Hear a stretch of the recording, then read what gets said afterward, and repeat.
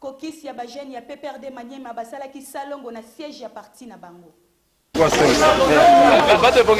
Basalaki mubangie na salongo bango banani kokis ya bajene ya PPRD Maniema oyo ekumba maka na yemoko Georges Kamekemeke kolo idéologie ya Kinbopeto po yese abanda yango kala tangu bino bozalaka kolala bondimela ngai ke tangu basanganaki na siège national ya PPRD oyo ezalaka na avenue Pumbu na commune ya Gombe na batetela wana bondimela ngai ke bazongisa siège national ya PPRD propre lokola kaka na Yerusalema po na Jérusalem matiti ezalaka te bino moko botala ndenge koto misu bazokata matiti koto misu bazolongola masalite koto yo mususu bazali kokomba nyonso kaka po siège na bango engenga kaka ndenge Kinshasa esengi na idéologie na ngwa mikolo ya Kinbopeto na suka ya nyonso Georges Kamekemeke président ya kokis ya PPRD Maniema kolo idéologie ya Kinbopeto aloba te poazwa te kokis Maniema viva viva viva viva victoire Joseph Kabila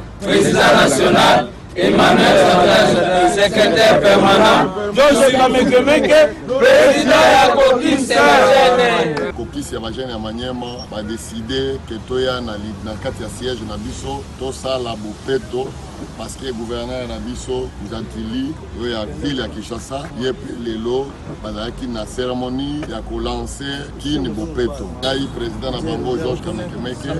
je suis l'initiateur de Kin propre. Et j'ai fait ça pendant longtemps à Kinshasa, mais le lot, tout ça, qui est continué. Mes frères, c'est ma côte en idéologie, c'est pas le lot de tout ça, ils allaient habiter de temps en temps, ils sont de tout ça, pour propriété,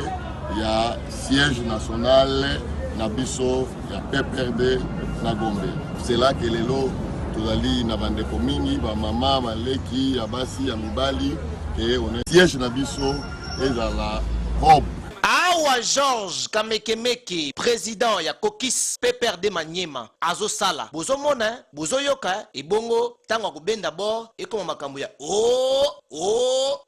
eyokani